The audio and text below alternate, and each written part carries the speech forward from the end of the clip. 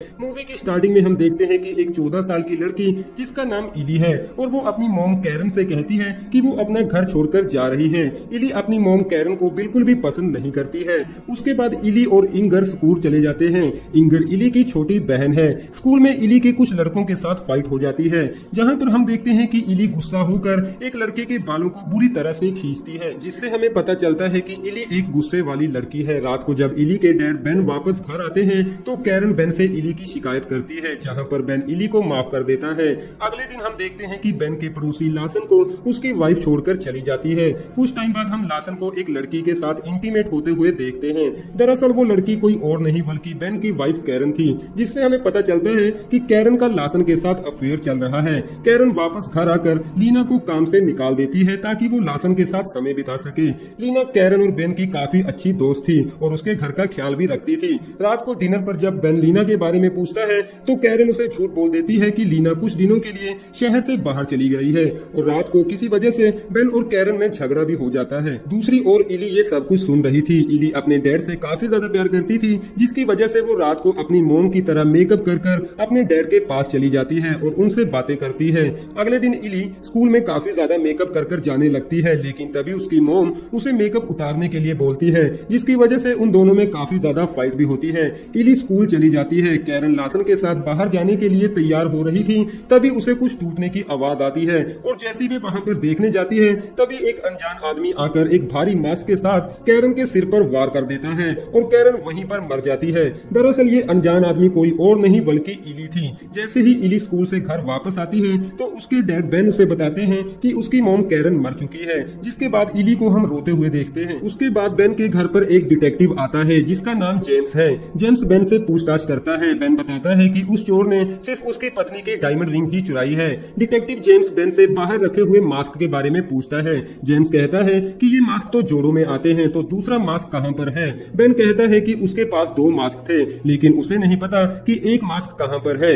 दूसरी ओर इली ये सारी बातें सुन रही थी। वो डिटेक्टिव मिस पोर्टर जो कि बेन की सेक्रेटरी थी और लासन से पूछताछ करता है। लासन को काफी ज्यादा परेशान देखकर डिटेक्टिव जेम्स को कैरन और लासन के अफेयर के बारे में पता चल जाता है, लेकिन डिटेक्टिव जेम्स पुलिस से ये भी कहता है कि लासन ने कैरन को नहीं मारा। इंगर अपनी मॉम के मरने के बाद काफी ज्यादा परेशान रहने लगती है। वो इली से काफी ज्यादा छोटी थी। वापस घर आने के बाद बेन, इली और इंगर एक साथ ही सोते हैं, क्योंकि इंगर को अकेले काफी डर लग रहा था। अगली सुबह इंगर इली के साथ मस्ती कर रही थी, जहाँ पर इली इंगर को जान से मारने की कोशिश करती है, लेकिन मिस पोर्टर वहाँ पर आकर इंगर को इली से बचा लेती है। मिस पोर्टर ये सब कुछ बेन को बताती है, लेकिन बेन कहता है कि बच्चों में छोटी मोटी लड़ाइयाँ तो होती रहती हैं और इसे इग्नोर कर देता है। रात को इली डिनर के लिए टेबल्स लगाती है और अपनी मॉम की ड्रेस पहनकर बड़ों जैसा लगने की कोशिश करती है। बेन ये सब कुछ देखकर काफी हैरान हो जाता है। रात को सोते हुए बेन इली के काफी ज्यादा करीब आ जाता है, जो कि उसे बिल्कुल भी अच्छा नहीं लगता।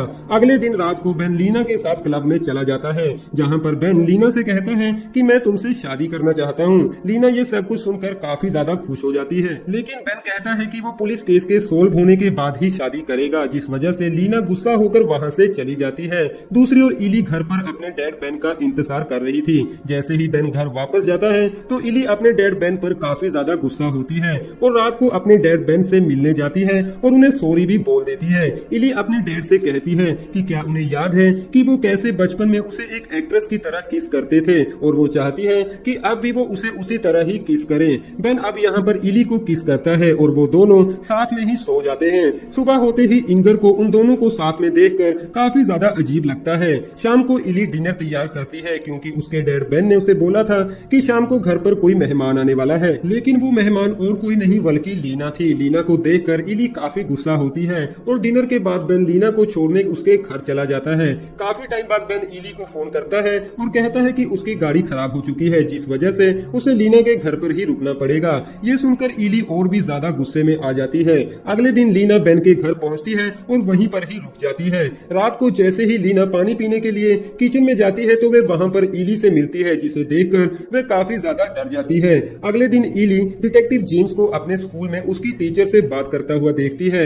इली वहाँ से भाग जाती है और जैसे ही इली घर पहुँचती है तो उसके डैड बेन उसे बताते हैं कि लीना और वो शादी करने जा रहे हैं। इली अपने डैड की शादी में काफी ज्यादा ड्रिंक करती है और एक पार्क में जाकर बैठ जाती है, जहाँ पर उसे लासन मिलता है। वो इली को लेकर अपने घर चला जाता है। इली लासन से कहती है कि उसे कहीं दूर ले चलो। लासन उसे कहता है कि मैं तुम्हें कल सुबह 8 बजे कहीं दूर ले जाऊंगा। दूसरी ओर बेन, इंगर, लीना और डिटेक्टिव जेम्स इली को घर पर ढूंढ रहे थे, लेकिन तभी इंगर को इली का सूटकेस मिलता है जिसमें एक मास्क पर काफी ज्यादा खून लगा हुआ था। इंगर ये सब कुछ देखकर समझ जाती है कि उसकी माँ कैरन को इली ने ही मारा है। इली वापस घर आ जाती है। बेन इली पर काफी ज्यादा गुस्सा करता है, लेकिन इली बेन को ब्लैकमेल करती है, यहाँ तक कि वो लीना को भी घर से निकाल देती है। सुबह होते ही लासन इली को फोन करता है, लेकिन अब इली भागने से मना कर देती है। लासन कहता है कि वो उससे प्यार करता है, लेकिन इली फोन काट देती है। थोड़े टाइम बाद इली को कांच के टूटने की आवाज आती है, लेकिन वहां पर जाते ही कोई अनजान आदमी इली को भी उस मास्क की मदद से मार डालता है। जब डिटेक्टिव जेम्स बेन के घर पर पहुंचता है तो उसे इली की बॉडी के साथ लासन मिलता है, जिस वजह से डिटेक्टिव जेम्स अपनी गन से लासन को शूट कर देता है। अगले सीन में हम बेन को अपनी बेटी इंगर को चुप करवाते हुए देखते हैं। दूसरी ओर लीना को इंगर के स्कूल बैग से एक मास्क मिलता है जिस पर खून लगा हुआ था, जिसका मतलब इंगर ने ही इली को मारा था और लासन बेकसूर था। और यहीं पर इस मूवी का अंत हो जाता है।